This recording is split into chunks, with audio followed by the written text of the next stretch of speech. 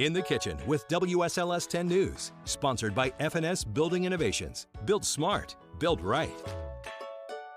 We're here in the outdoor F&S kitchen making the perfect comfort food for the long winter months. I'm here with Carmen George with Halwa Bakery. Thanks so much for joining us today. Thank you for having me, Rachel. Today you brought us a delicious soup. Tell us about it. It's butternut squash pumpkin soup. We start, first of all, 1 stick of butter.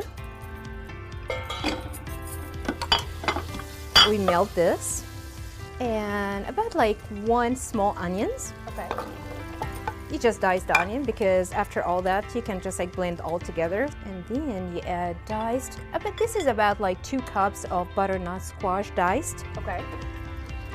You can get the whole butternut squash and you dice it. You can get it from the freezer section. You can get it from the organic section.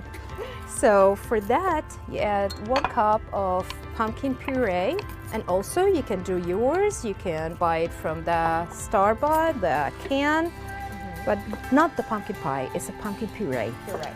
That's important. Yeah, it's important. And for this, I add 1/2 cup of brown sugar. That's what it gives this molassesy flavor, pumpkin pie. Mix all together, and for those you add the spices. Now I used salt, cinnamon, turmeric, ginger, and cloves. This is like mixture of warm spices work with the pumpkin pie. So this is basically the same spices you put in when you make the pumpkin pie, sweet potato pie, because this soup, it's sweet and savory together. So you mix it all together, and for those you add 1 cup of apple juice. That's what it gives, a little sweet and tart from the apple, and 1 cup of vegetable broth. Since this is vegetarian, so I don't use, but it's up to you. You can use the chicken, beef, but it works good with the vegetable since it's all vegetarian.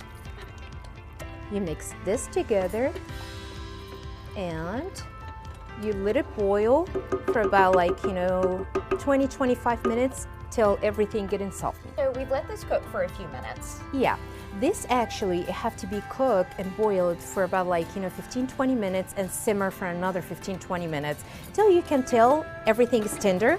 So after that, with immersion blender, you blend it together. If you have a blender, a standing blender, you can do it. For processing, you can do it, but this is so easy. And at this point, you can add 1 cup of heavy cream.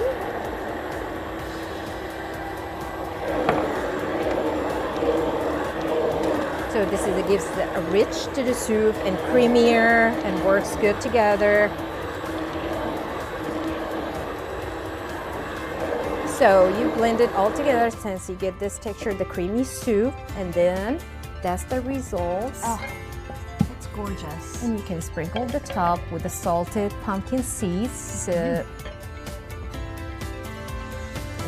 Oh my God.